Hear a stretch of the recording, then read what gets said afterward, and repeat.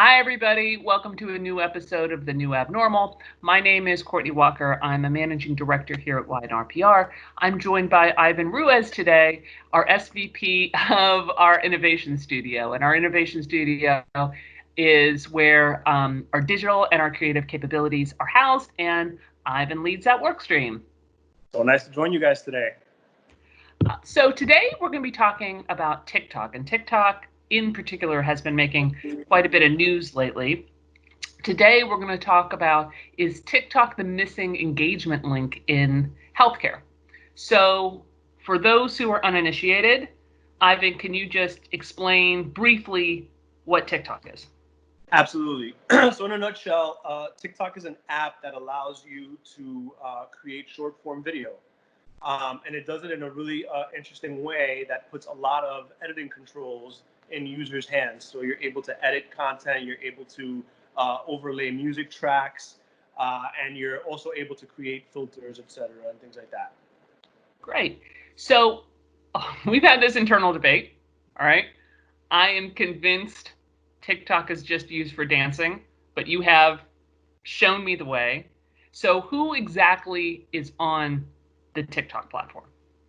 Okay, so there's quite a few people on it. There's 800 million users worldwide using the platform, and about half of those are under the age of 34. That's changed a lot in the last year or so, where that median age was a lot lower. What we're seeing is that the majority of people are 16 to 24. That stands true, and they are creating dance videos. Let's call it what it is. But what we're seeing more and more is that adults are getting more and more involved, and they're using it for a variety of reasons. They too are creating dance videos, Mm-hmm. um, but they're also using it to communicate. They're using it as a communication tool, as a first-person tool to capture the world around them. Cool. So is it being used in healthcare? And if so, how? So it is being used in healthcare in a variety of different ways. From a patient engagement perspective, something really interesting has happened. As healthcare marketers, we've tried and tried and tried to get like authentic user-generated Yeah. content, to solicit that content, and now this platform has created uh, an avenue for patients to just come on and share stories. Some of those stories are gut wrenching. As you know, I work a lot in the oncology space, Mm-hmm. and so I've been listening to a lot of stories of people who are newly diagnosed. Mm-hmm. It's devastating, the raw emotion that they share to the world, and they use every hashtag in the book that would be able to identify them as someone who has this particular type of cancer. On the flip side of that, they're also celebrating the wins.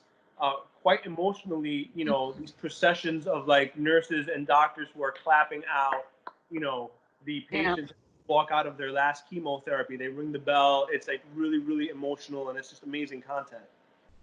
So, so yeah, I mean, it sounds to me like it is the content we've all been waiting for, Yeah, and HCPs are in it as well. It's right?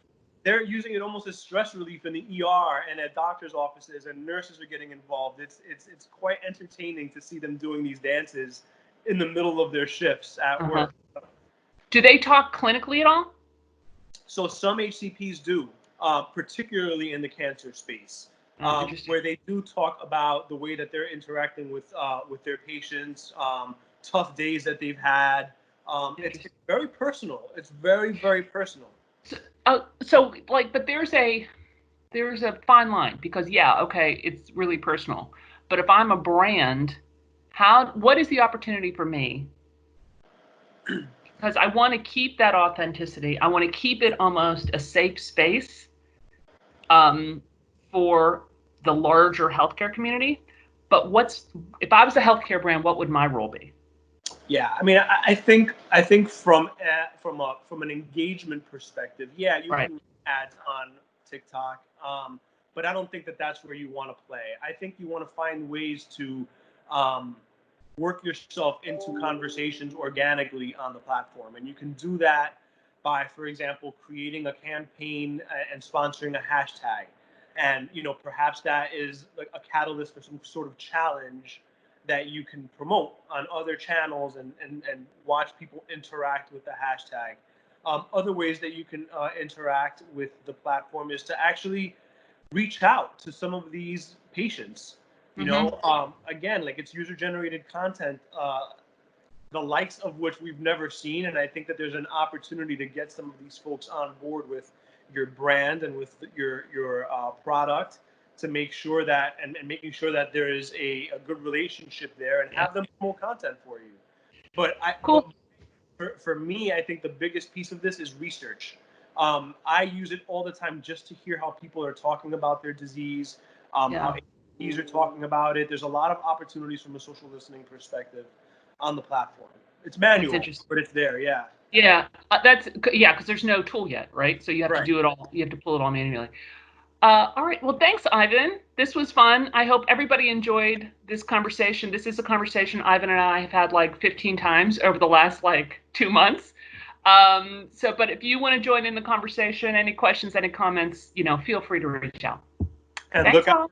and look out for Courtney's dance coming up soon. Ivan. All right. Bye, everybody. Bye bye.